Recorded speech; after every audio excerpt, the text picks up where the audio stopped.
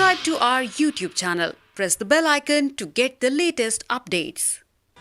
ਉਹਨਾਂ ਦੇ ਪੂਰੇ ਤਸੱਲੀ ਬਖਸ਼ ਉਹਨਾਂ ਨੂੰ ਜਵਾਬ ਦਿੱਤੇ ਔਰ ਉਹਨਾਂ ਨੂੰ ਇਹ ਵੀ ਰਿਕੁਐਸਟ ਕੀਤੀ ਕਿ ਇਹ ਜਿਹੜੀ FIR ਹੋਈ ਹੈ ਇਹ ਸਾਰੀ ਤੁਸੀਂ ਜਾਣਦੇ ਹੋ ਕਿ ਸਿਧਾਰਥ ਚਟੋਪਾਧਿਆ ਨੇ ਇਹਦੇ ਆਰਡਰ ਕੀਤੇ ਸੀ। ਉਹ 20 ਦਿਨਾਂ ਦੇ ਇਕੱਲੇ DGP ਰਹੇ ਔਰ ਇਸ ਤੋਂ ਪਹਿਲਾਂ ਨਵਜੋਤ ਸਿੰਘ ਸਿੱਧੂ ਦੇ ਬਿਆਨ ਜਿਹਦੇ 'ਚ ਉਹਨਾਂ ਨੇ ਆਪ ਕਿਹਾ ਕਿ ਹਾਂ ਚਟੋਪਾਧਿਆ ਨੂੰ ਮੈਂ ਲਵਾਇਆ, AG ਨੂੰ ਮੈਂ ਬਦਲਾਇਆ। ਮੈਂ ਇਹ ਵੀ SIT ਨੂੰ ਰਿਕੁਐਸਟ ਕੀਤੀ ਕਿ ਜਿੱਥੇ PPCC ਕਾਂਗਰਸ ਦੇ ਪ੍ਰਧਾਨ ਦੇ ਬਿਆਨ ਜਾਂ ਸੁੱਖੀ ਰੰਧਾਵੇ ਦੇ ਬਿਆਨ ਹੋਮ ਮਿਨਿਸਟਰ ਦੇ ਮੇਰੇ ਖਿਲਾਫ ਕੀ ਉਹ ਮੇਰੇ ਪ੍ਰਤੀ ਨਫ਼ਰਤ ਰੱਖਦੇ ਆ ਜਾਂ ਚੰਨੀ ਸਾਹਿਬ ਦੇ, ਇਹ ਜ਼ਰੂਰ ਸਾਰੀ ਗੱਲ ਨੂੰ ਵੀ SIT ਵਿਚਾਰੇ ਕਿ FIR ਜਿਹੜੀ ਦਰਜ ਹੋਈ ਹੈ ਉਹਦੇ ਸਾਰੇ ਕੇਸਾਂ ਦੇ ਟਰਾਇਲ ਕੋਰਟ ਨੇ ਕਰਤੇ ਆ। 19 ਚ ਫੈਸਲੇ ਆ ਗਏ, ਜਿਹੜੇ ਬਰੀ ਹੋਣੇ ਸੀ ਉਹਨਾਂ ਨੂੰ ਬਰੀ ਕਰਤਾ, ਜਿਨ੍ਹਾਂ ਨੂੰ ਸਜ਼ਾ ਹੋਣੀ ਸੀ ਸਜ਼ਾ ਹੋ ਗਈ। So high court lower court ਦੇ ਫੈਸਲਿਆਂ ਤੋਂ ਬਾਅਦ ਇਹ ਪਰਚਾ ਦਰਜ ਹੋਣਾ ਕੀ ਇਹ ਸਿਆਸੀਕਰਨ ਤਾਂ ਨਹੀਂ। ਦੂਜੀ ਗੱਲ, ਮੈਂ ਨਾਲ ਹੀ ਉਹਨਾਂ ਨੂੰ ਕਿਹਾ ਕਿ honourable high court double bench justice Suryakant ਜੀ ਉਹਨੂੰ ਹੈਡ ਕਰਦੇ ਸੀ। ਇਹ ਸਾਰੀ ਐਲੀਗੇਸ਼ਨ ਕਿਉਂਕਿ ਜਿਹੜੇ ਬਿਆਨ ਨੇ ਬਾਰ-ਬਾਰ ਇਹ 14 ਦੇ ਬਿਆਨ ਨੇ, ਅੱਜ 22 ਚ ਆਪਾਂ, ਇਹ ਸਾਰੇ ਬਿਆਨਾਂ ਨੂੰ ਲੈ ਕੇ ਲੋਕ ਹਾਈ ਕੋਰਟ ਗਏ। CWP 88 2014 ਦੀ 10 ਚਲਾਨ ਪੇਸ਼ ਹੋਏ। ਆਨਰੇਬਲ ਹਾਈ ਕੋਰਟ ਨੇ ਇੱਕ ਇੰਡੀਪੈਂਡੈਂਟ SIT ਬਣਾਈ। ਅੱਜ ਜਿਹੜੇ SIT ਦੇ ਅਫਸਰ ਮੈਨੂੰ ਪੁੱਛ ਰਹੇ ਸੀ ਉਹਨਾਂ ਦਾ ਰੈਂਕ ਹੈ DSP। ਉਹ SIT ਜਿਹੜੀ high court honourable high court ਨੇ ਬਣਾਈ ਸੀ ਉਹ ਅੱਜ ADGP ਅਫਸਰ ਲੱਗੇ, ਉਸ ਵੇਲੇ IG ਸਨ। ਈਸ਼ਵਰ ਸਿੰਘ ਜੀ, ਵੀ ਨੀਰਜਾ ਜੀ, ਨਗੇਸ਼ਵਰ ਰਾਓ ਜੀ, ਉਹਨਾਂ ਨੇ 10 ਚਲਾਨ ਪੇਸ਼ ਕੀਤੇ ਅੰਡਰ ਹਾਈ ਕੋਰਟ ਸੁਪਰਵਿਜ਼ਨ। ਉਹਨਾਂ ਦੇ ਚਲਾਨ ਪੇਸ਼ ਹੋਏ, ਕੀ ਹੋਇਆ ਔਰ ਹਾਈ ਕੋਰਟ ਨੇ ਉਹਨਾਂ ਨੂੰ ਸਕੋਪ ਕੀ ਦਿੱਤਾ ਸੀ ਕਿ ਸਾਰੇ ਮੈਟਰ ਨੂੰ ਇਨਵੈਸਟੀਗੇਟ ਕਰੋ, ਰੀ-ਇਨਵੈਸਟੀਗੇਟ ਕਰੋ, ਫਰਦਰ ਇਨਵੈਸਟੀਗੇਟ ਕਰੋ। ਕਿਉਂਕਿ ਜਿਹੜੇ ਲੋਕ ਹਾਈ ਕੋਰਟ ਗਏ ਸੀ ਉਹ ਇਹ ਲੈ ਕੇ ਗਏ ਸੀ ਕਿ ਸਾਨੂੰ ਇਹਦੇ 'ਚ ਫਲਾਣੇ ਖਦਸ਼ਾ ਨੇ। ਇਹ ਬਿਆਨ ਵੀ ਉੱਥੇ ਰੱਖੇ ਗਏ ਕਿ ਸਾਡੀ ਸੁਣਵਾਈ ਨਹੀਂ ਸੱਚ ਹੋਈ। ਤਾਂ ਹਾਈ ਕੋਰਟ ਨੇ ਆਨਰੇਬਲ ਹਾਈ ਕੋਰਟ ਨੇ ਕਿਹਾ ਕਿ ਜਿਹੜੇ ਗਲਤ ਫਸਾਏ ਗਏ ਆ ਉਹ ਕੱਢ ਦਿਓ, ਜਿਹੜੇ ਨਹੀਂ ਫਸਾਏ ਗਏ, ਜਿਹੜੇ ਫਸਣੇ ਚਾਹੀਦੇ, ਜਿਨ੍ਹਾਂ ਦੇ ਖਿਲਾਫ ਪ੍ਰੂਫ ਹੈ ਉਹ ਵਿੱਚ ਲੈ ਲਓ। ਸੋ ਸਾਰੀ ਗੱਲ ਇਨਵੈਸਟੀਗੇਟ ਹੋਈ। ਉਹਨਾਂ ਚਲਾਨਾਂ 'ਚ ਵੀ ਕਿੱਥੇ ਨਹੀਂ ਆਇਆ, ਟਰਾਇਲ ਚੱਲਿਆ ਉਹਦੇ 'ਚ ਵੀ ਕਿੱਥੇ ਨਹੀਂ ਆਇਆ ਇਹ ਸਾਰਾ ਕੰਮ ਮੇਰੇ ਖਿਲਾਫ ਕੋਈ ਗੱਲ। ਉਸ ਤੋਂ ਬਾਅਦ ਇੱਕ STF ਬਣਦੀ ਆ ਹਰਪ੍ਰੀਤ ਸਿੱਧੂ ਦੀ। ਹੁਣ ਕਾਨੂੰਨ ਦਾ ਪਹਿਲਾ ਸਫਾ ਕੀ ਕਹਿੰਦਾ ਕਿ ਕੋਈ ਰਿਸ਼ਤੇਦਾਰ ਕਿਸੇ ਰਿਸ਼ਤੇਦਾਰ ਦੀ ਇਨਕੁਆਇਰੀ ਨਹੀਂ ਕਰ ਸਕਦਾ। ਕਿਉਂ ਨਹੀਂ ਕਰ ਸਕਦਾ? ਕਿਉਂਕਿ ਜੇ ਬਣਦੀ ਆ ਉਹਦੇ ਹੱਕ 'ਚ ਕਰ ਦੂ, ਜੇ ਨਹੀਂ ਬਣਦੀ ਤੇ ਉਲਟ ਕਰ ਦੂ, ਇਹੀ ਹੋ। ਮਗਰ ਉਹਨਾਂ ਨੇ ਕੀਤੀ ਕਿ ਉਹਨਾਂ ਨੇ ਦੱਸਿਆ ਕਿ ਸਾਡੇ ਪਰਿਵਾਰਾਂ ਦਾ ਰੌਲਾ ਕੀ, ਅੱਜ ਮੈਂ ਦੱਸ ਕੇ ਆਇਆ ਸਾਰੀ ਗੱਲ, ਫੇਰ ਦੱਸ ਦੂੰ ਤੁਹਾਨੂੰ। ਉਸ ਤੋਂ ਬਾਅਦ ਕਿਉਂਕਿ ਇਸ SIT ਨੇ ਹਾਈ ਕੋਰਟ ਅੱਗੇ ਸੱਚ ਰੱਖਣਾ ਹੈ, ਪੰਜਾਬ ਸਰਕਾਰ ਨੇ ਜਿਹੜੀ ਉਹਦੀ ਰਿਪੋਰਟ ਹੈ ADGP ਦੀ ਉਹ ਸੁਪਰਸੀਡ ਹੋਈ। ਉਹ ਤੋਂ ਬਾਅਦ ਇੱਕ ਰਿਪੋਰਟ ਆਈ ਜਿਹੜੇ ਸੀਨੀਅਰ ਮੋਸਟ ਅਫਸਰ ਦੀ ਆਈ DGP ਦੀ ਔਰ ਉਸ ਵੇਲੇ ਦੇ ਹੋਮ ਸੈਕਟਰੀ ਸਾਹਿਬ ਦੀ।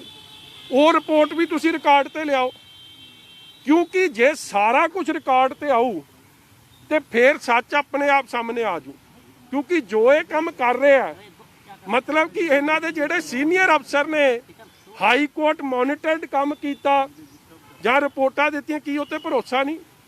ਔਰ ਤੁਸੀਂ ED ਦੇ ਬਿਆਨਾਂ ਦੀ ਗੱਲ ਕਰਦੇ ਹੋ, ED ਆਪ ਇੱਕ ਇੰਡੀਪੈਂਡੈਂਟ ਅਦਾਰਾ, ਉਹਨਾਂ ਨੇ ਆਪ ਦੀ ਇਨਵੈਸਟੀਗੇਸ਼ਨ ਕੀਤੀ। ਔਰ ਜਿਹੜੇ ਬੰਦੇ ਦੇ ਇਹ IO ਦੀ ਗੱਲ ਕਰਦੇ ਉਹਦਾ ਚਾਰਜ ਸ਼ੀਟ ਹੋ ਗਿਆ ਫॉर ਕਰਪਸ਼ਨ, ਉਹ ਤੇ ਵੱਡੀ ਗੱਲ ਆ, ਉਹ ਵੀ ਵਿਚਾਰ ਅਧੀਨ ਲਿਆਓ। ਔਰ ਉਸ ਤੋਂ ਬਾਅਦ ਈਡੀ ਨੇ ਆਪਦੀ ਸਟੇਟਸ ਰਿਪੋਰਟ ਏਜੀ ਮਸੀਹ ਸਾਹਿਬ ਦੀ ਬੈਂਚ ਅੱਗੇ ਦਿੱਤੀ ਹੈ।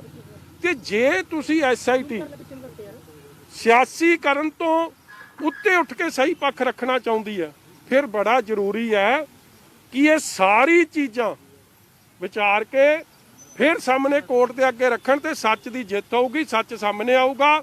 ਔਰ ਜਿਹੜਾ ਇਨਡਿਸਪਿਊਟੇਬਲ ਫੈਕਟਸ ਨੇ, ਲੋਅਰ ਕੋਰਟ ਦੇ ਫੈਸਲੇ, ਹਾਈ ਕੋਰਟ ਦੇ ਫੈਸਲੇ, ਇਨਕੁਆਇਰੀਆਂ, ਇਹ ਕਿਸੇ ਤੋਂ ਲੁਕੀ ਛੁਪੀਆਂ ਤਾਂ ਹੈ ਨਹੀਂ। ਇਸ ਲਈ ਇਹ ਲੰਮੀ ਚੌੜੀਆਂ ਫੁੱਲੀ ਕੋਆਪਰੇਸ਼ਨ ਦਾ ਮੈਂ ਵਿਸ਼ਵਾਸ ਦਿਵਾਇਆ ਔਰ ਮੈਂ ਇਹਨਾਂ ਨੂੰ ਕਿਤਾਬ ਦਾ ਨੰਬਰ ਵੀ ਦੇ ਦਿੱਤਾ, ਕਿਉਂਕਿ ਹਾਈ ਕੋਰਟ ਦੇ ਆਰਡਰ ਸਨ ਕਿ ਜੋ ਆਰਡਰ ਸੀ ਉਹਦੀ ਪੂਰੀ ਪਾਲਣਾ ਕੀਤੀ ਜਾਵੇ। ਠੀਕ ਹੈ ਜੀ, ਥੈਂਕ ਯੂ। ਕੁਝ ਹੋਰ ਹੋਰ ਡਾਇਰੈਕਸ਼ਨਸ ਦਿੱਤੀਆਂ ਗਈਆਂ ਹੋਰ ਡਾਇਰੈਕਸ਼ਨਸ ਦਿੱਤੀਆਂ ਗਈਆਂ ਦੁਬਾਰਾ ਵੀ ਨਹੀਂ ਬੁਲਾਇਆ ਜੀ ਕੋਈ ਗੱਲ? ਯਾਰ ਇਸ ਤਰ੍ਹਾਂ ਹੈ, ਇੱਕ ਮਿੰਟ ਆ ਜਾ ਯਾਰ, ਇੱਕ ਮਿੰਟ। ਸਿਆਸੀ ਤੌਰ ਤੇ ਤੁਸੀਂ ਹੋਰ ਜੋ ਵੀ ਮੈਂ ਕਿਹਾ ਸੱਚ ਸਾਹਮਣੇ ਆਵੇ। ਕਿਵੇਂ ਜਿਹੜਾ ਡੀਜੀਪੀ ਤੁਸੀਂ ਸਮਝੋ ਕੇਪੇਬਲ, ਯੂਪੀਐਸਸੀ ਨੇ ਉਹਨੂੰ ਇਨਕੰਪੀਟੈਂਟ ਸਮਝਿਆ, ਉਹਨੂੰ ਇਸ ਲਾਇਕ ਨਹੀਂ ਸਮਝਿਆ ਕਿ ਉਹਦਾ 3 ਮੈਂਬਰੀ ਪੈਨਲਾਂ 'ਚ ਆਉਣਾ ਚਾਹੀਦਾ। ਉਹਨੂੰ ਡੀਜੀਪੀ, ਉਹਨਾਂ ਦਾ ਸ਼ਾਰਟ ਲਿਸਟਡ ਨੇਮ ਆਇਆ ਨਹੀਂ ਪੈਨਲ 'ਚ। ਪ੍ਰਧਾਨ ਮੰਤਰੀ ਦੀ ਸੁਰੱਖਿਆ ਦੇ ਨਾਲ ਖਿਲਵਾੜ ਕਰ ਸਕਦਾ ਜਿਹੜਾ ਬੰਦਾ। ਮੈਂ ਤਾਂ ਬੜੀ ਛੋਟੀ ਚੀਜ਼ ਆ, ਮਗਰ ਤੁਸੀਂ ਸੱਚਾਈ ਸਾਹਮਣੇ ਹੁਣ ਕੋਰਟ ਦੇ ਅੱਗੇ ਰੱਖਣੀ ਹੈ। ਇਸ ਲਈ ਸਾਰੀ ਜੋ ਕੁਝ ਮਦਦ ਦੀ ਲੋੜ ਹੈ, ਜੋ ਮੇਰੇ ਵੱਲੋਂ ਫੁੱਲ ਕੋਆਪਰੇਸ਼ਨ ਹੋਊਗੀ। ਔਰ ਇਹ ਸਿਆਸੀ ਸਾਜ਼ਿਸ਼ ਪਿੱਛੇ ਕੌਣ ਸੀ, ਕਿਵੇਂ ਮੀਟਿੰਗ ਚੰਨੀ ਸਾਹਿਬ ਦੇ ਘਰ 'ਚ ਹੁੰਦੀਆਂ ਸੀ, ਕਿਵੇਂ ਹੋਮ ਮਿਨਿਸਟਰ ਸੁਖੀ ਰੰਧਾਵਾ ਜੀਰਾ ਐਮਐਲਏ ਉੱਥੇ ਹਾਜ਼ਰ ਰਹਿੰਦਾ ਸੀ, ਕਿਵੇਂ ਆਦੇਸ਼ ਦਿੱਤੇ ਜਾਂਦੇ ਸੀ। ਇੱਕ ਇਨਵੈਸਟੀਗੇਸ਼ਨ ਹੁੰਦੀ ਹੈ, ਪੁਲਿਸ ਫ੍ਰੀ ਐਂਡ ਫੇਅਰ ਕਰੇ।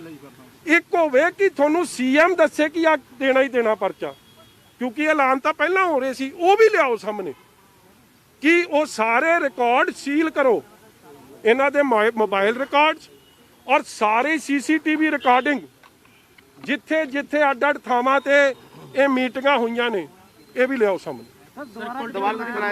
ਹਾਂਜੀ, ਉਹ ਭਰਾ ਤੁਹਾਨੂੰ ਪਹਿਲਾਂ ਪਤਾ ਲੱਗੂ, ਮੈਨੂੰ ਮਗਰੋਂ ਪਤਾ ਲੱਗੂ। ਹੋਰ ਦੱਸੋ ਸਰ, ਅਰਵਿੰਦ ਕੇਜਰੀਵਾਲ ਨੇ ਅੱਜ ਇੱਕ ਪੰਜਾਬ ਮਾਡਲ ਪੇਸ਼ ਕੀਤਾ, ਕਿਹਾ ਕਿ ਇਹੋ ਜਿਹਾ ਮਾਡਲ ਹੋਊਗਾ ਜਿਹਦੇ ਕਰਕੇ ਜਿਹੜਾ ਕੈਨੇਡਾ ਵਗੈਰਾ ਹੋਰ ਕੰਟਰੀਜ਼ 'ਚ ਜਿਹੜਾ ਯੂਥ ਗਿਆ ਉਹ ਸਾਰਾ ਜਿਹੜਾ ਕਿ ਵਾਪਸ ਪੰਜਾਬ ਆ ਜਾਊਗਾ।